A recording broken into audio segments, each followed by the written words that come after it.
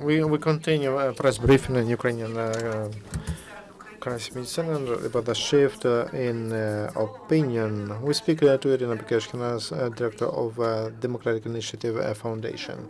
Please, I am I'm known, but famous, I don't know. Those who are not known, they're not invited. I was asked to make a presentation, and I brought some results of public opinion polls that can be useful for journalists in their work. I would call this. I'll speak not about all the changes during 1 year, but about some not changes but results of public opinion polls. Clear that what was happening in the society, and we speak about the country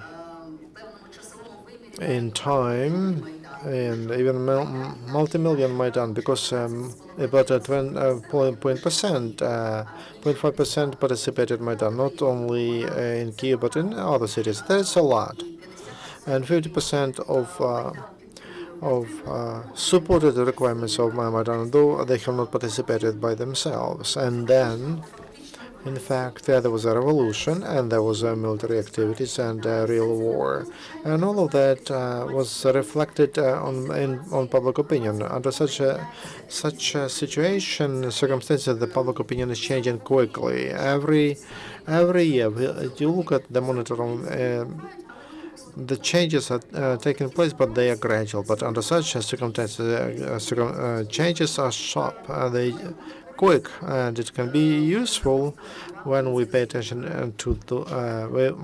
attention to those changes. The first thing, which what can be what journalists may need, and it's about one popular idea of Novorossiya. It was a popular topic for Russian media, but now Novorossiya, which existed like Russian-speaking regions, the term Novorossiya, they still use it, Novorosh, but it has a different content, and including in Russian media, when they say Novorossiya, they mean Donbass, and before Novorossiya, that was the New Russia. Now there is a dynamic, not during 1 year, but since May until September. The answer for questions whether would you like your region to separate from Ukraine and join a different country. Because we ask this question not only in Donbass or the Odessa region, but through Ukraine. I don't show the West and center because there is 1.2% of such people, and 1% only because those people live in the Transcarpathian region. But that's not a good sign. Not an important sign, but those regions that are called Novorossiya and in the south, Kherson, Mykolaiv, Odessa regions, and in the east, Kharkiv and Zaporizhia, Dnipropetrovsk regions, and Donbass, we will separate it. Public opinion people didn't do it before, but I think we should. Even in May, the wish to join Russia, let's speak directly. That was in the south, that was 4%, and now it's 3%. In the east, 7%, and now 6%. So to speak about some realistic expectations that there is some kind of Novorossiya, it doesn't exist, and that's why and even Russian media shrank down to Donbass. We must be honest that in May, that was at the time of preparation of a referendum, and they held the referendum. The number of those who wanted to join Russia, it was quite high, 45%. That's not diagnosed, 90 or 50, but 45%. And again, and there was a 48 against that decision. No, excuse me, 34. So there was such a mood in Donbass region. But now the number of those who would like to join Russia is reduced by 2 times, down to 22%, and the number of those who would like to live in Russia went up to 48%. So it's clear that we analyze the reasons, and we will have Very soon we'll have a poll in Slavyansk and Kramatorsk because unfortunately why Ukrainian government doesn't control territories, we cannot hold our polls there. But among those who would like to join Russia right now, and if we speak about the difference about occupied territories and liberated territories, there's a difference because in this poll, the half of respondents they lived on liberated territories, and the other half on territories which is under control of DNR and LNR, and there is a difference. On liberated territories, only 10% would like to join Russia, and on occupied territories, 30%. But that is 30, not 50 even. This is also from the same cities, whether they want federalization in those regions, and that Russia demands they focus on them, and we see that this is the question: what should be the system of Ukraine? Unitary when regions have the same rights like they have now. Secondly, unitarian but decentralized with broader rights of regions, and the third, federation. We see that in all the regions, including the West, people would like to have a unitary system and with broader rights of regions. And that's in the line of those laws that are approved and the changes in the constitution that they are planning. The other question, what kind of decentralization we should have, and how people will what people think about that, and local elites will think about that is a big problem. I would like to announce. With the Association of Cities of Ukraine, will hold a poll on decentralization and among experts and among people, and we will have a discussion which changes are acceptable and not, and that's a serious issue. And we see that people want decentralization, but not federalization. And as to the West, there's 1% in Center 3 and the South 6%. And in the east, more than 16% they want federalization, and in Donbass, 39%. So the idea of federalization in Donbass region is quite popular. And this is not a half, but this is more than, that is 39%. 30% would like to have broad rights for territories in united Ukraine, and to have the same rights like now, 7% want that. That's a very serious number, and we have to take that into consideration. But I repeat, it's not about giving special rights to Donbass. All the rest of the territories must have those rights, and other regions must have those rights. Here, it's a comparative analysis, so you can have a look, and that's on our site. And Levada website, how differently we made had a comparative poll, how differently Russians and Ukrainians take events in Ukraine. At the same time, the difference was 1 month, and Levada Center quite respected polling company. We asked this: what is the difference between Ukrainians and Russians? Yes, that Russia participates in events in Ukraine. Ukrainians and Russians agree with it, though Russians say decisively yes. That they actively intervene into events in Ukraine, and both agree, Russians and Ukrainians. And together, definitely yes, and rather yes. If we plus them together, there will be Ukrainians yes, and rather yes, Russians say. But that's not a big difference. But assessment of events is that's where we have a difference. We see that Ukrainians believe, absolute majority, 70%.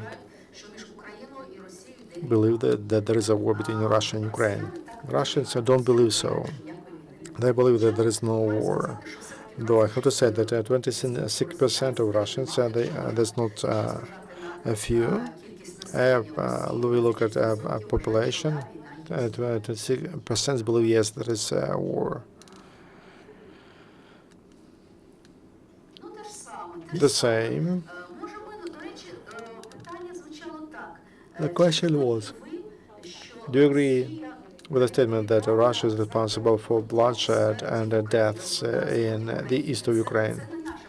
This is not our formulation. This is the formulation of Levada Center. And we see that Ukrainians believe that yes, absolute number of Ukrainians believe yes, and Russians they say only 17% believe that there is such responsibility. 75 they say not, or rather not. So it's a big problem that events that are taking place of Ukraine, we have a completely different opinion. And it's clear that this is the result of Russian propaganda, how they show events the Kremlin needs. But this is what was developed, what is absolute majority of Russians, they look differently at these events.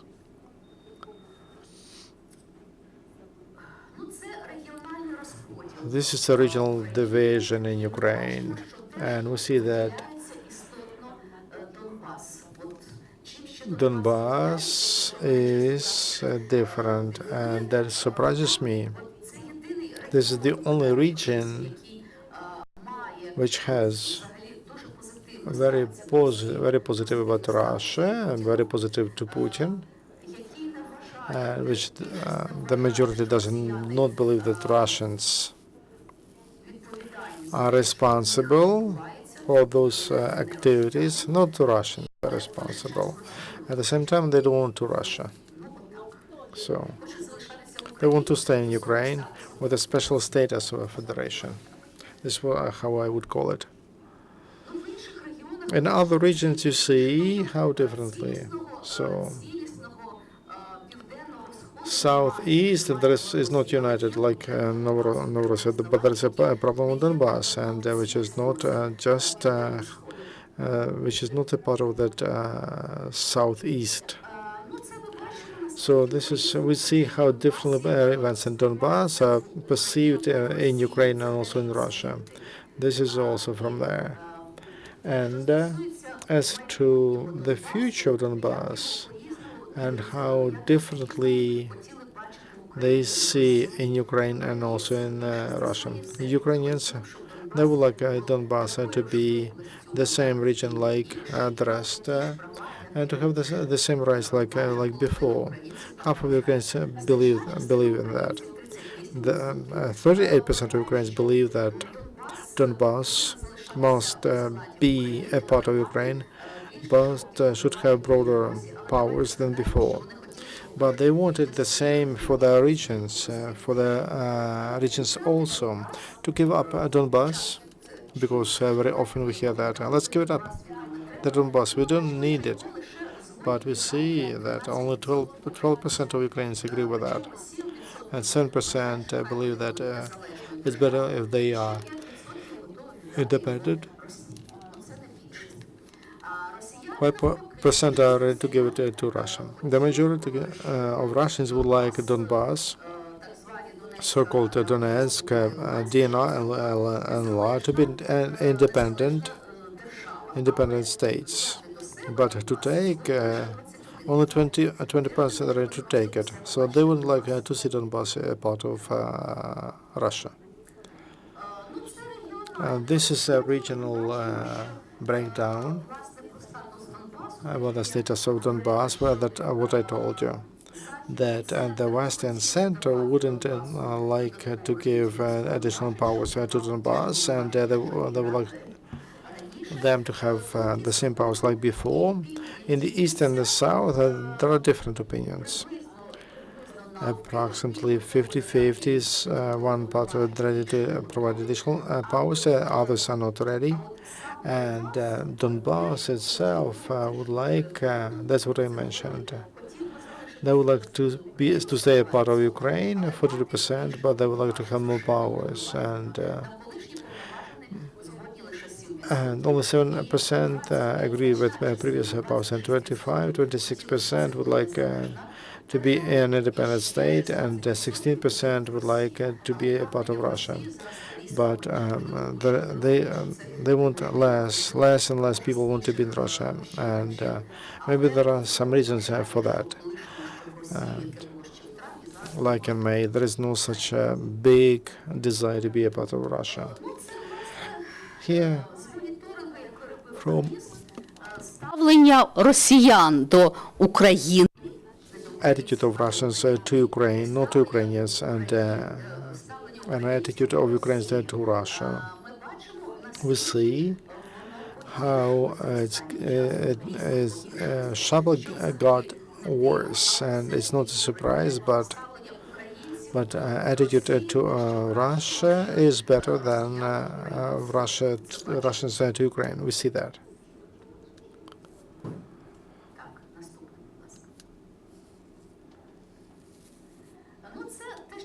This is about changes. The biggest changes took place in terms of orientation, foreign external orientation. Ukrainians want to integrate in both directions, and multi-vector policy we had in the government, it reflected what Ukrainians thought. When we asked Ukrainians, do you want to be in a union with Russia and EU? Yes, we want. Do you want to with Russia?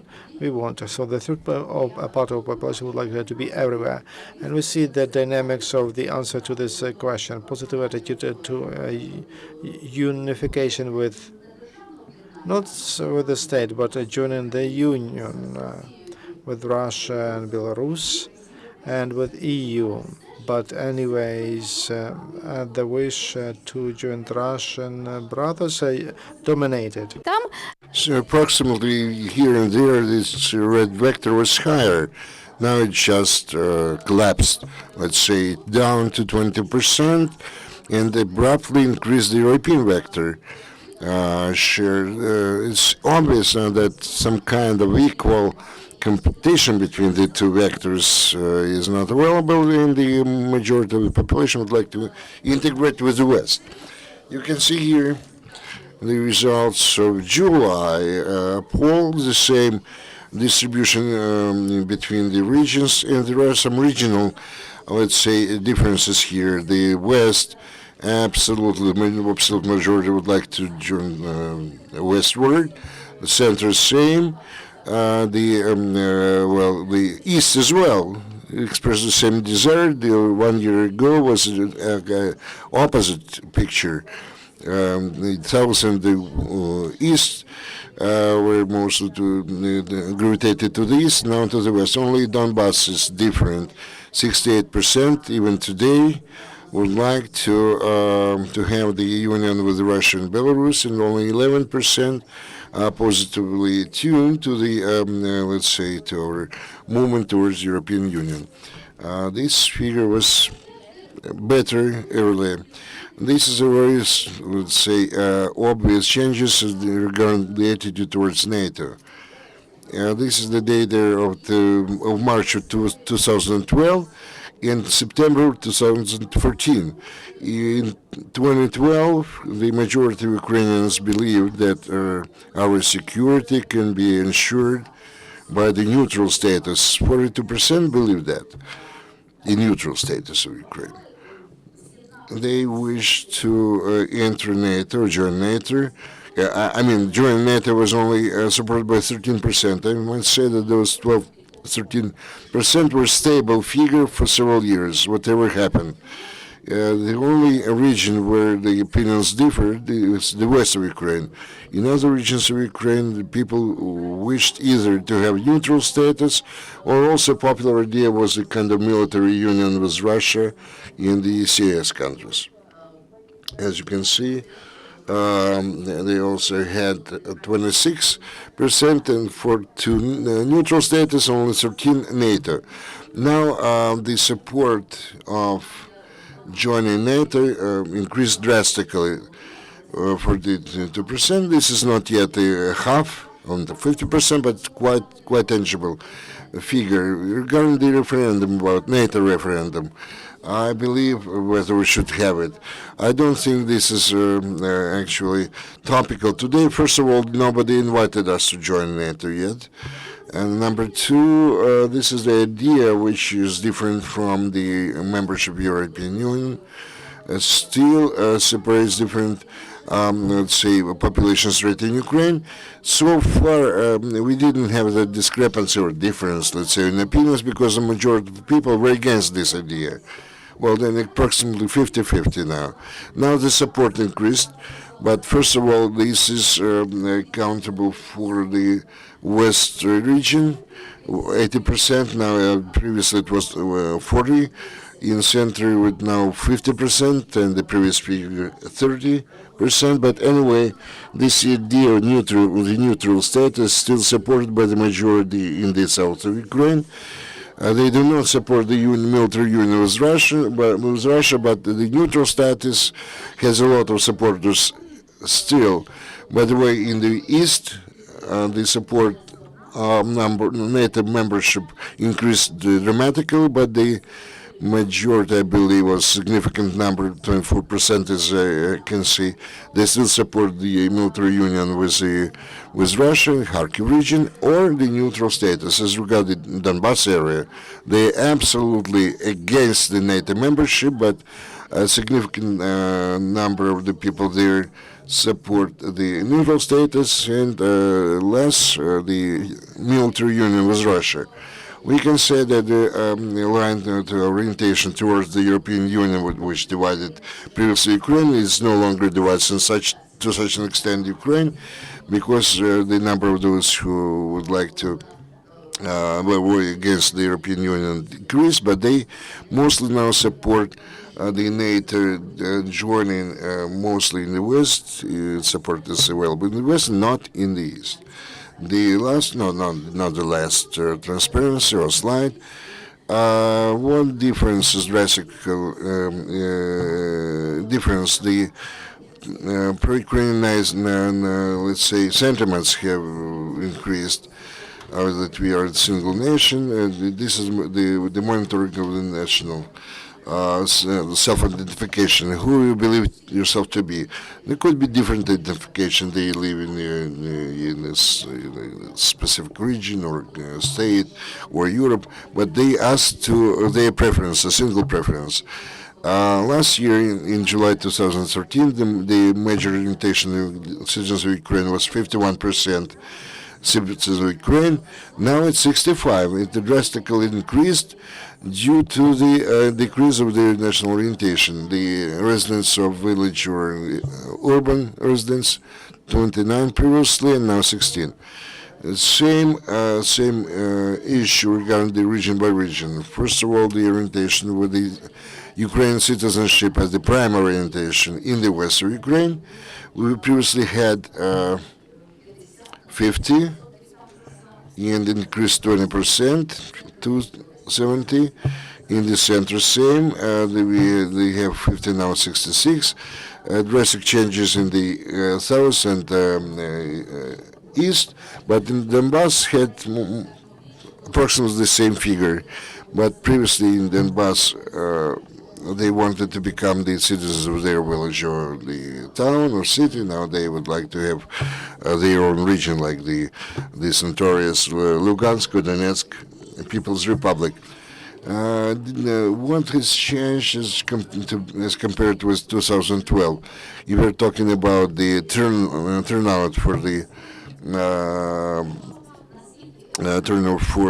elections. We have a drastic difference between different regions and a number of those people who wish to participate in the elections.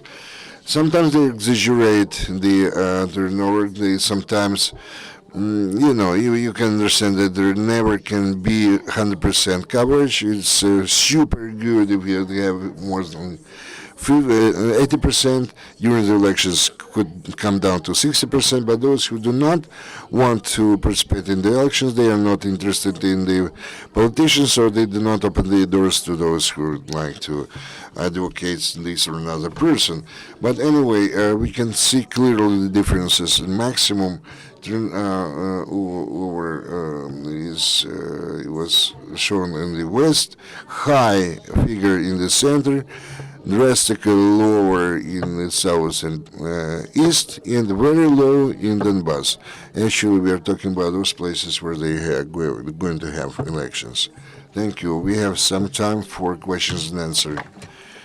We actually saw the cardinal radical changes in the attitude.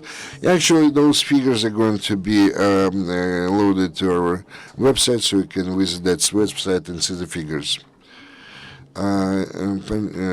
Iryna, can we specify the methodology, what kind of samples you took? Actually, we are talking about two different polls.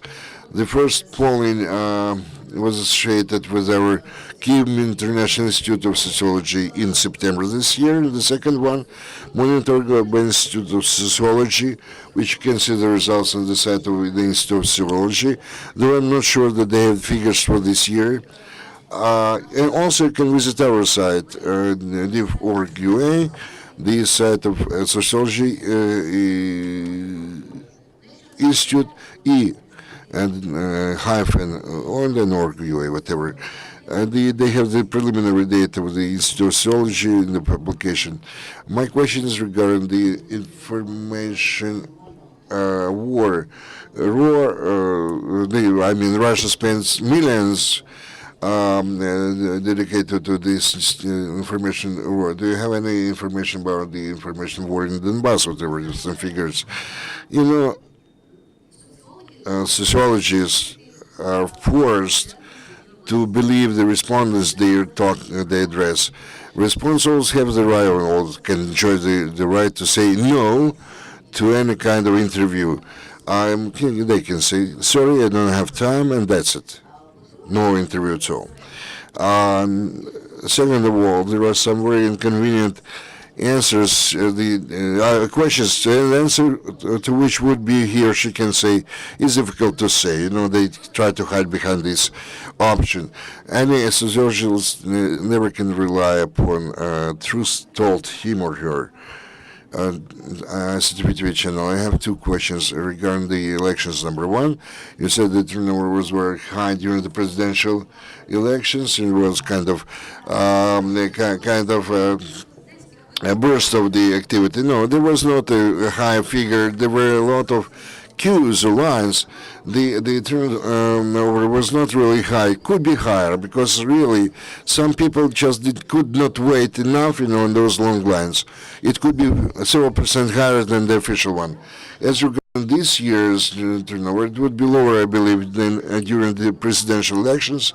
In general speaking, during all parliamentary elections, the turnover is always lower than the presidential elections. And number two, a significant portion of the population actually are not going to participate in the elections, especially in those areas or, let's say, regions where they do not know who to vote for, who is going to put their candidate. What is your opinion, speaking about the appearance in the Ukraine, those people who, we are talking about the forced persons who were moved from their parts to some other regions, mostly affecting the people is the war, and the consequences, let's say, of this war was the presidency of Petro Poroshenko to a certain extent, significant extent, and now we cannot talk about some kind of new Russia because I witnessed some kind of, let's say, the identification of the different strata of population around the same idea. And again, speaking about another sociological company, they speaking about the threat. The major threat to in their opinion, is the danger of war, danger of occupation or invasion. And this actually they had in the Institute of Sociology. They asked, what is the most scaring thing to you? They always used to fear the economic problems. Now the occupation in Ukraine is #1 threat, which has never was never the case before. Another question, rather unexpected, in the monitoring of Institute of Sociology, they had a question: what do you feel when you're thinking about, or when you think about the future Ukraine, and the set of different emotions, what they really can feel or sense? And such indicate the hope. Last year, in July, no war, stable, 38%. Now 51%, so the hope share increased. Optimism, it used to be 13, now 26. There was no war, now we have the war. The lack of hope or hopelessness, it decreased from 18 to 7%.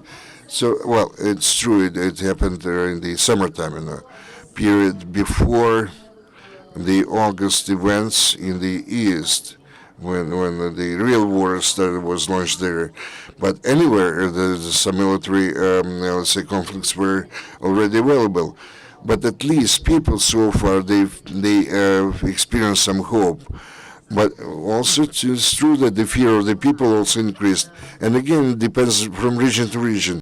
I would also to add that the optimism increased and hope share increased even in the south or east of Ukraine as compared to the previous year, but Donbass is very much depressed, which is understandable because mostly of the war actions are there. We have still time for one question. You showed us results of the survey held by Levada Center and the difference in perception of Russians, and we explained this with the effect of the informational war. And experts suggest that if to stop this Russian propaganda, and if Russia stops this anti-Ukrainian rhetoric, then in some period of time, the statistics will be very different. I disagree with this. When there was a splash of anti-Georgian attitude during Russian-Georgian war, after some period of time, that anti-Georgian trend decreased considerably. I believe that in this case, this won't be sufficient just time. I believe that some counter propaganda should be applied, because when Russian media lie during the news stories that women were raped, that people were buried alive, etc., all these fears, and impose all these fears, then you need to make something and to prove that this was not true. Thank you that you shared with us about changes